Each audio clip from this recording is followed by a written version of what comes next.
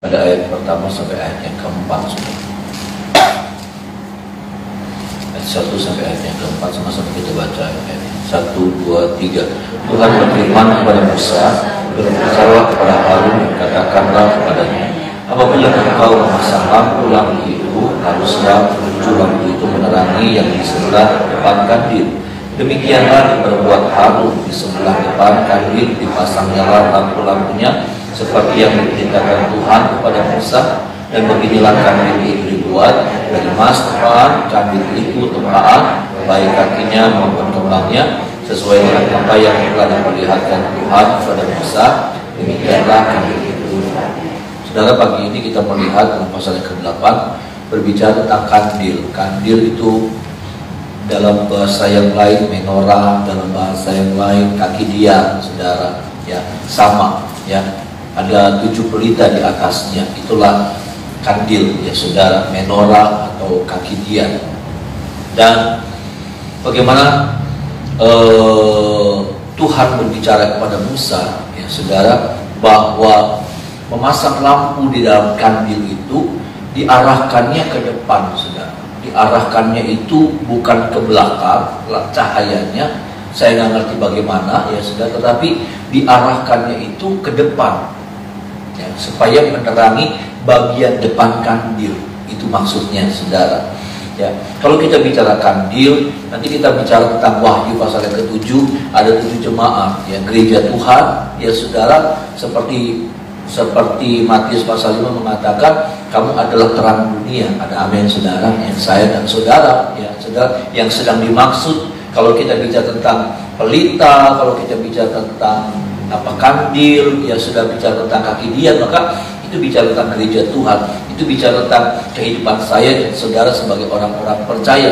Bagaimana Tuhan juga mau, ya saudara, Tuhan juga mengajar sama saya dan saudara bagaimana terang kita itu bercahaya ke depan. Ada amin, saudara.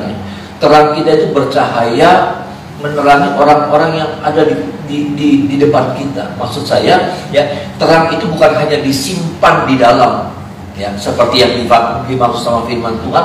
Terang itu kalau kehidupan kita ini berohani, ya saudara, kehidupan kita ini diberkati Tuhan, kehidupan kita ini ada talenta, maka itu nggak boleh bukan cuma disimpan di dalam, ya. Dan orang lain nggak ngalamin apa-apa lewat talenta kita, lewat kebisaan kita, lewat karunia-karunia yang Tuhan berikan sama kita, kita simpan, ya saudara, ya, cuman bagian dalamnya saja. Kitanya yang diberkati, kita yang tahu kita ada urapan, kita yang tahu kita ada talenta, kita yang tahu kita ada karunia-karunia. Tetapi orang lain nggak pernah mengalami itu, nggak pernah menikmati, nggak pernah diberkati lewat terang itu sendiri. Ini saudara, ya. Bagaimana ini yang harus terjadi dalam kehidupan saya dan saudara, ya. Bagaimana terang itu memancar ke depan. Bukan berarti begini, lalu kemudian berarti itu munafik dong, Pak.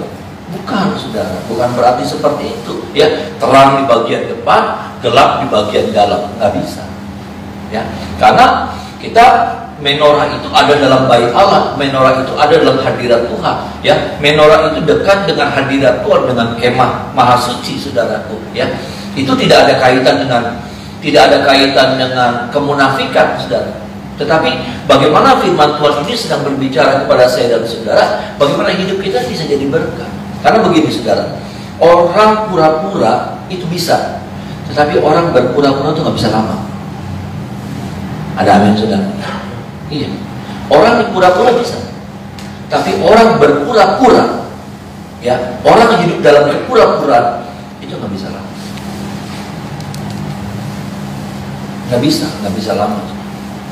Nanti kelihatan dari sikapnya, nanti kelihatan dari omongannya, nanti kelihatan dari macam-macam. Kalau saya pura-pura, sudah pasti kelihatan, nggak bisa, ya saudara, nggak bisa, saudara, karena kepura-puraan itu pasti terendus, pasti tercium, pasti kelihatan, ya. Dan firman Tuhan bilang sama kita, terang itu ke depan, keluar, ya. Terang itu bisa dilihat sama orang, terang itu bisa disaksikan sama orang, terang itu menerangi banyak orang. Ya bukan cuma bagian dalam yang terang, tapi orang lain nggak ngalamin apa-apa. Keluarga kita nggak ngalamin apa-apa, komunitas kita nggak ngalamin apa-apa, bahkan istri anak-anak kita nggak ngalamin apa-apa. Dari apa? Dari sesuatu yang Tuhan taruh dalam hidup kita.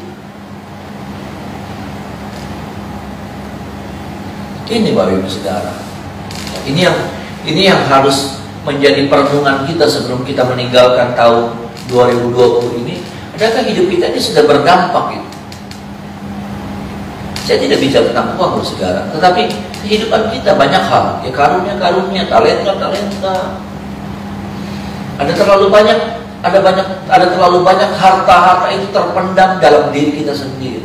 Bahkan seperti ada banyak orang bilang begini, ada terlalu banyak kuburan-kuburan untuk menyimpan karunia-karunianya orang, talenta-talentanya orang yang nggak pernah dipakai. Gitu Saudara. Ya. Ada banyak kuburan-kuburan tuh Sasono Mulyo, ya Saudara, di mana lagi? Sejarah lagi, ya Saudara. Terlalu banyak di dalamnya tuh Saudara tersimpan karunia, talenta yang nggak pernah dipertontonkan gitu, nggak pernah diwujudkan. Ada, tetapi kemudian mati ya terkubur di dalam kuburan itu, tersimpan. Akankah seperti itu hidup itu? Itulah sebabnya pagi ini sebelum kita meninggalkan tahun 2020, memasuki tahun yang baru, Saudara, biarlah kita mempersiapkan terus. Tiap pagi kita dipersiapkan. Ada amin, Saudara. Untuk apa? Untuk kita, apa sih yang harus kita buat? Apa yang belum kita kerjakan? Apa yang harus kita tingkatkan? Apa yang harus kita buang dalam hidup ini? Kurang lebih seperti itulah, Saudara. Dan firman Tuhan pagi hari sedang berbicara tentang bagaimana terang itu harus bisa bercahaya ke depan. Sekali lagi, ini bukan bicara tentang kemunafikan. Ada banyak orang memang munafik, tapi saya mau bilang begini, kemunafikan itu gak bisa bertahan lama, Saudara. Pasti konangan. Bahasa Yunaninya konangan. Gak bisa. Saudara mau pura-pura setia, saudara mau pura-pura mencintai Tuhan, saudara pura-pura giat dalam melayani Tuhan, nanti kelihatan.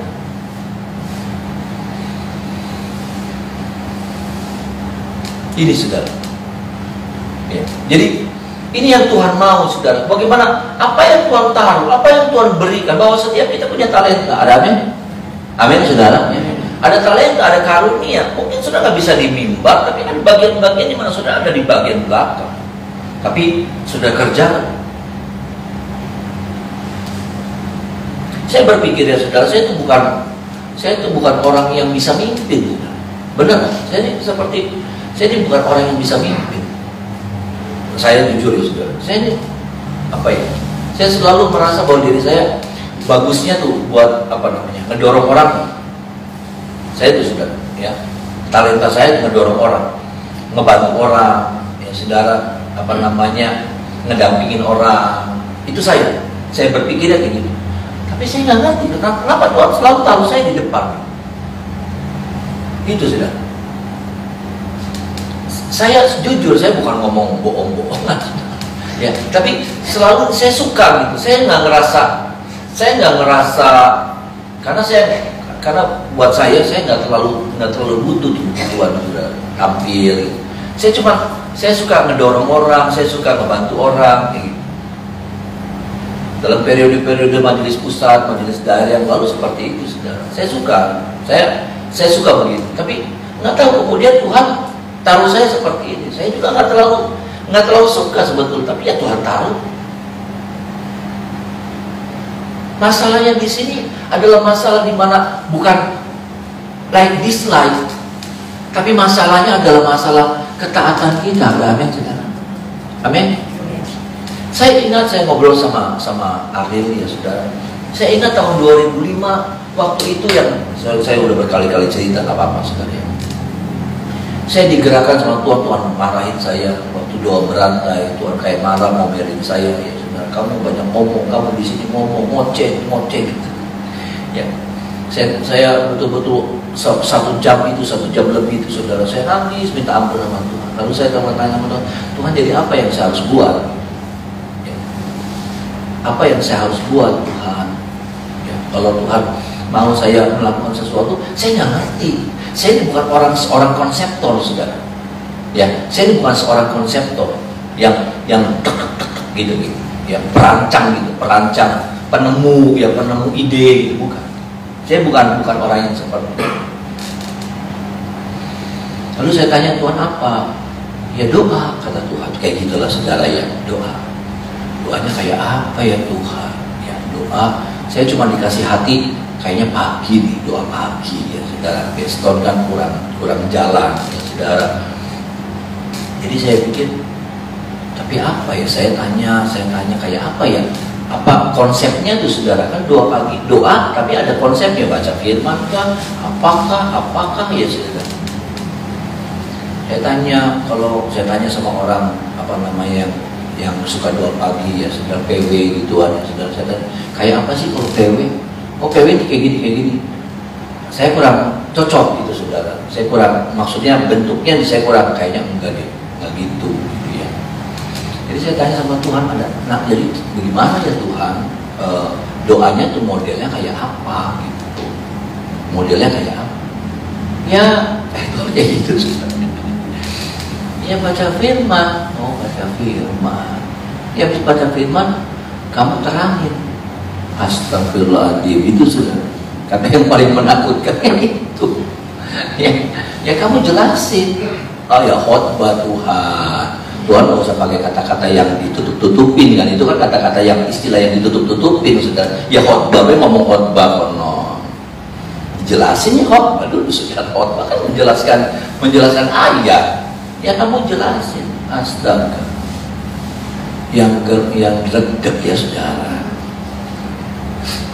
Saudara tahu saya udah kayak gini sih. Dulu yang saya bilang, saya kalau mau khotbah, ya saudara, nanti nih saudara kalau sudah habis khotbah minggu pertama, aduh lega, bisa makan enak, minum enak, jalan-jalan enak, benar, sungguh benar, tidur tuh enak, nyaman banget. Iya. Nanti kalau sudah 2 minggu mau khotbah, sudah tengah bulan, udah naik mobil nggak nyaman, udah. Sampai saya pernah bilang, coba saudara bisa bayangin ya, kalau orang manusia ngomong begini nih, berarti tingkat depresinya udah tinggi. Sungguhan, saya nggak malu ngomong sama saudara. Ya. Saya pernah ketemu sama di rumah ada gogoknya segala, siapa itu gogoknya, siapa saya lupa. Saya bilang begini, kamu enaknya jadi anjing gitu sih. Nggak ada beban, mau stres dulu. Kamu enak. Iya, kalau tekanannya tuh saudara kuat sekali. Nah bayangkan doa pagi tiap hari, dan tiap hari saya harus bawain firman.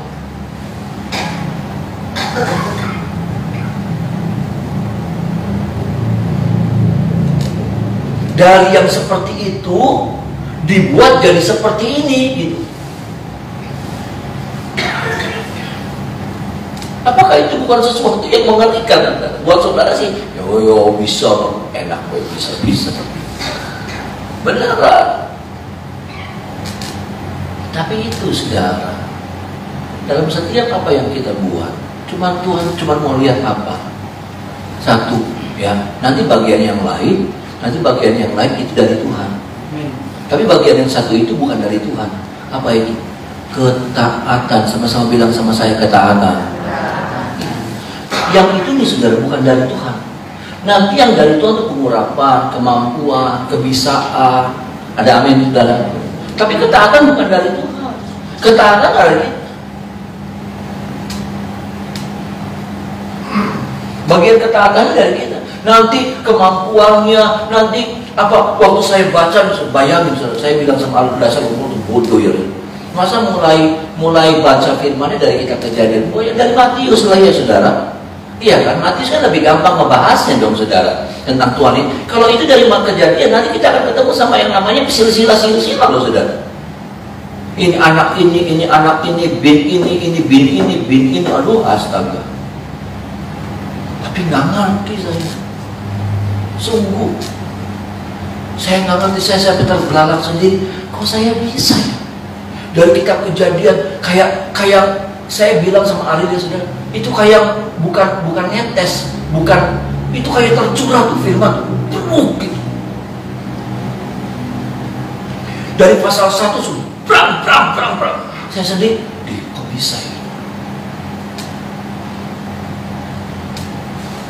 Itu. Maksud saya, ternyata ada banyak talenta-talenta yang tersembunyi mungkin dalam diri saya dan saudara. Yang itu terkunci karena banyak hal. Rasa nggak pede, rasa takut, rasa apa.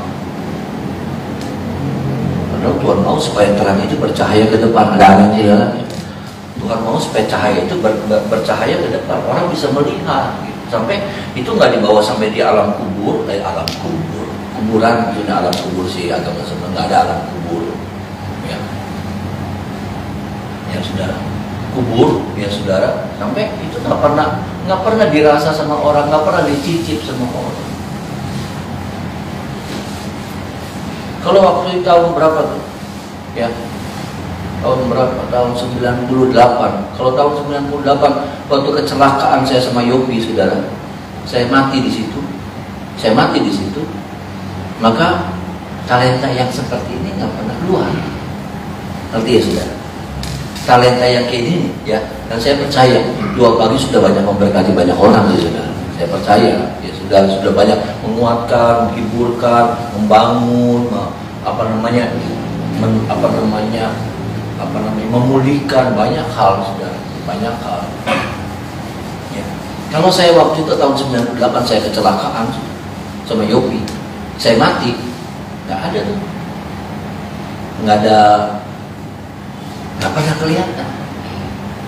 Iya kan, saudara? Jemaat nggak pernah tahu. Ada 2 pagi ya maaf saya mungkin ya, tapi Tuhan bisa kirim orang lain gitu. Tuhan bisa kirim orang lain karena pekerjaan Tuhan itu miliknya Tuhan. Ada amin, saudara, bukan miliknya saya. Tapi jadinya tuh saudara, talenta ini bicara tentang saya. Talenta yang ada sama saya nggak pernah keluar. Dan saya sendiri nggak pernah tahu talenta saya kayak apa.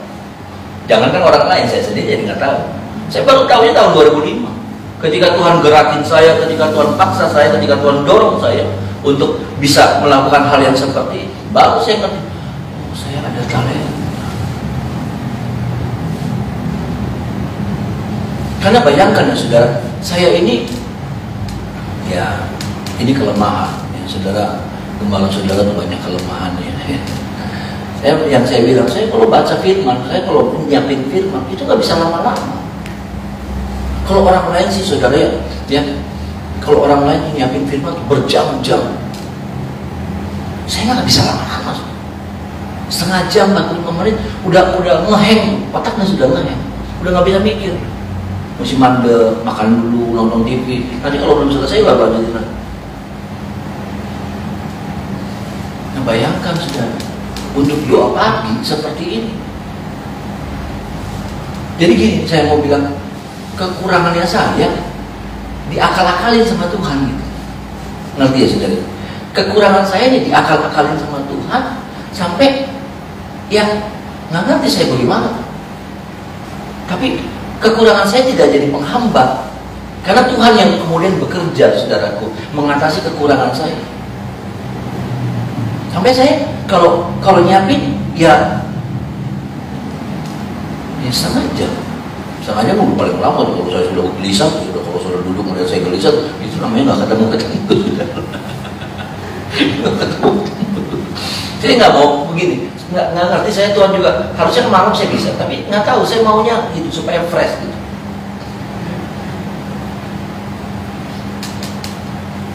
Itu yang saya mau bilang, itu yang firman Tuhan mau sampaikan.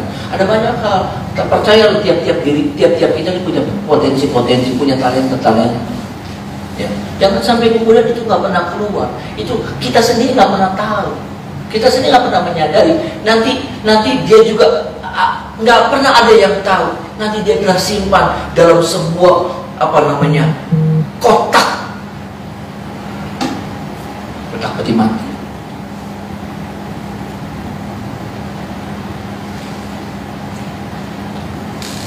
Kalau kita ya sudah nggak ada maksud apa-apa, nggak takut saya bilang.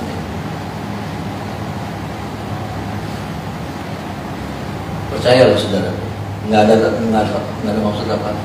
Cuman Ya seperti itu saudara, bercahaya ke depan, bisa dinikmati semua, bisa dilihat. Bagian yang terakhir,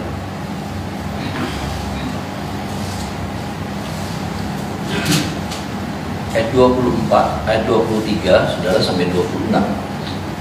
Ayat 23 sampai 26. Sama-sama kita baca ayat 1, 2, 3. Tuhan berfirman kepada Musa, inilah yang berlaku bagi orang Lewi. Setiap orang yang berumur 25 tahun supaya ia bekerja pada kemah pertemuan, tetapi jika ia haruslah ia dibebaskan dari pekerjaan itu, sehingga tak usah ia bekerja lagi. Ia boleh membantu saudara-saudara di kemah pertemuan dalam menjalankan tugas mereka, tetapi tidak usah lagi ia menjabat pekerjaan itu. Demikianlah harus kau lakukan kepada orang Lewi. Ternyata orang Lewi itu ada masa tugasnya, ya. Dimulainya kapan, berakhirnya kapan, ya. Dimulainya katanya usia 25, berakhirnya umur 50, ya saudara. Berarti banyak kita yang sudah berpensiun KPH, ya saudara. Ya, bukan begitu, ya. Yang saya tangkap dari ayat ini, coba saudara bayangkan, 25 dia berumur, mulai pada usia 25 dia baru melayani Tuhan, dan kemudian dia mengakhiri jabatan pelayanannya itu pada usia 50, ya saudara. Berarti itu bicara tentang seumur hidup, kan? Ya. Seumur hidup itu namanya 25 tahun, ya saudara, ditambah sama, ya. Kalau tidak salah hukuman seumur hidup kayak gitu nggak sih saudara? Kalau nggak salah hukuman seumur hidup kayak gitu ya? Kayaknya iya ya, atau saya salah. Seumur hidup artinya 25 tahun dia jalani, dia 25 tahun dia baru mulai 25, dia berakhir 25. Yang Tuhan mau juga, ya saudara, yang Tuhan mau. Bahkan sebetulnya juga ketika dia sudah tidak menjabat, dia tidak menjabat, tapi dia masih bisa membantu pekerjaan. Karena begini saudara, ya, di dalam semua hal, maka harus ada yang namanya kata yang harus kita tahu, regenerasi. Regenerasi, sama-sama bilang sama saya, regenerasi saudara. Ya, regenerasi. Ya, regenerasi artinya apa? Ya, itu tongkat estafet itu diberikan kepada orang yang ada di depan. Itu tongkat itu, ya sudah. Kenapa? Karena bagus tuh pelajaran tentang lari estafet. Karena orang sudah lari kenceng, sekenceng-kencengnya, akhirnya tenaganya hilang, akhirnya tenaganya kendor, akhirnya merosot tenaganya. Dan untuk supaya kecepatannya bisa tetap konstan, saudara, maka apa? Dia harus serahkan ini kepada orang yang di depan tongkat. Orang yang di depannya yang masih kuat, yang masih segar, yang masih fit, ya saudara, dia akan lari kencang.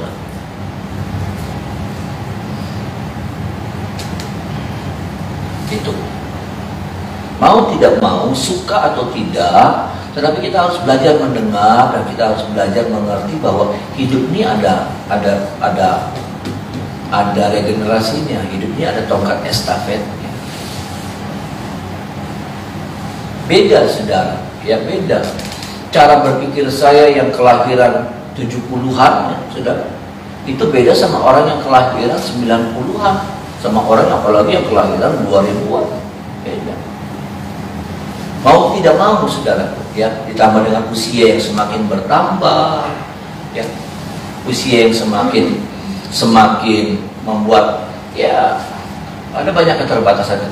Kita tidak bilang bahwa tua itu nggak bisa menghasilkan apa-apa, tidak, sama sekali tidak. Saya tidak, bahwa usia kita tidak membatasi kita untuk kita bisa berbuat sesuatu. Amin saudara. Tetapi maksud saya, mau tidak mau, jujur kita harus bilang bahwa beda, ya.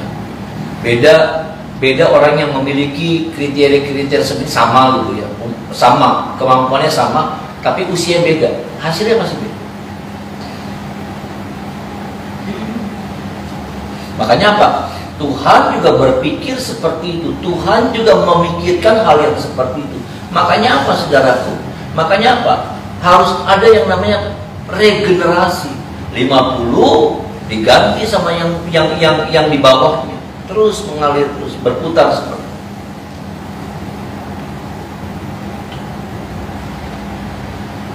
Dalam hal apapun juga sudah, ya, dalam hal apapun juga. Ini yang kita harus belajar, saudara. Dalam pelayanan juga sama. Ya. Kalau saya sayang sama pekerjaan Tuhan, ya saudara. Kalau saya sayang sama pekerjaan Tuhan ini, ya, maka saya harus berpikir untuk regenerasi. Mau tidak mau. Kalau saudara juga sayang sama pekerjaan Tuhan, ya saudara juga harus berpikir tentang regenerasi.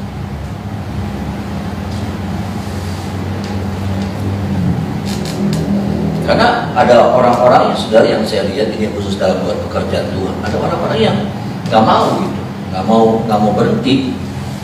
Ya, gembala-gembala ada banyak yang nggak mau berhenti. Maksudnya bukan berhenti meninggalkan pelayanan, itu nggak boleh saudara. Tetapi dalam menggembalakan kemudian ditampilkan orang yang lebih muda gitu.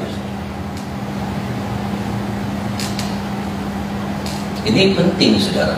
Ya, kita nggak bisa coret, kita nggak bisa hilangkan faktor ini di dalam pelayanan kah, di dalam karir kah, di dalam pekerjaan kah, ya, di dalam banyak hal, ya, saudara. Cara berpikirnya lebih modern. Paling saya melihat begini, kalau cara berpikir, kemampuan potensi saudara yang sudah berpengalaman, ya, dengan anak-anak kita yang belum berpengalaman, tetapi dengan cara berpikir yang sudah modern gitu, dipadukan. Oh keren. Ada amin saudara? Keren. Ya. Contoh nih saudara, Pak Hermawan. Ya. Pak Hermawan kalau nggak dikasih masukan sama anaknya untuk tempatnya biasa-biasa aja. Menunya juga dari yang tempo dulu kalau tuh. Nah, ketika orang sudah pakai yang bahan-bahannya yang apa, Pak Hermawan masih baik yang buat baik. Tapi akhirnya apa? Ada masukan-masukan kan? Ininya dimodernin, dicat, itu sebuah inovasi. Sederhana kelihatannya, tapi kalau bentuknya kayak dulu, beda. Hasilnya juga beda. Ketertarikan orang untuk datang juga beda. Betul, mereka suka dengan makanannya Pak Hermawan, ya. Tapi beda gitu saudara. Nggak di sini, maaf ya orang. Beda, menunya beda. Apa warna catnya juga beda, di desain seperti itu. Menunya juga istilahnya itu saudara ya. Kalau Pak Hermawan mau pakai jadul punya gaya. Orang pengen tuku beli tuku. Nggak bisa. Ternyata harus ada masukan-masukan dari otak yang masih segar gitu. Anak-anaknya. Itu saudara, dan itu kalau dikolaborasi, wah ya keren ya, dengan cara berpikir yang lebih modern, dengan digabung dengan pengalaman orang tua, oh jadi keren. Ada amin? Iya, kalau saudara, saya nggak malu kalau saya tanya sama anak saya, Kak kalau begini gimana?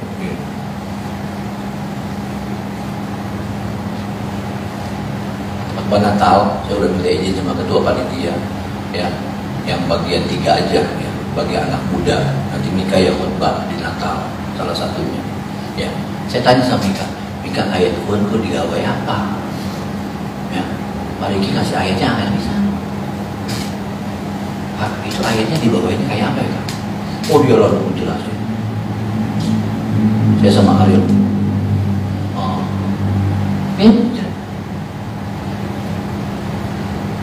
banyak hal yang dia belum bisa ngalahin saya, tapi ada hal-hal yang dia lebih dari saya. Saudara anak-anak saudara nggak bisa ngalahin saudara, tapi ada banyak hal yang kemampuan mereka lebih dari saudara. Nah jangan dibatasin, kasihan dan sayang, eman-eman. Kalau saudara tenggelamkan, kalau saudara apa sih? Aku masih sekia, ya masih sekia. Nanti akhirnya kita tidak menemukan sebuah kolaborasi yang indah gitu. Sama dalam pelayanan juga. dalam pelayanan juga sama. Jadi digabungkan dengan dua kekuatan ini sudah, akhirnya apa? Ya pelayanan terus bergerak. Bayangin, buat ngangkat itu perabotan bait suci, ya nanti kalau yang gocap belum pensiun, lakcap suruh gotong-gotong, wah ya ke luksuk yang pasir, ya tenggelam pasir, abot, ngos-ngosan mati di jalan. Iya dong saudara, ya ini kita pakai logika aja nih saudara. Makanya apa, yang muda-muda yang 20, 25 itu awal-awalnya mereka yang ngangkut tuh. Ya, orang-orang tuanya cuma jalan, jangan suruh orang tuanya yang ngangkut, anaknya yang jalan. Itu namanya globdo. Tolong kita ya saudara ya. Hal yang seperti ini berkaitan dengan berkat. Jangan lupa hal yang seperti ini. Kalau kita bicara Tuhan berkati saya, Tuhan berkati saya, berkat itu dengan berbagai macam cara. Salah satunya adalah ketika kita mengerti hal yang seperti ini. Ya, regenerasi. Itu bisa memicu, itu bisa menggerakkan itu saudaraku. Apa namanya? Menggerakkan berkat Tuhan dalam hidup saya. Mari kita menyembah.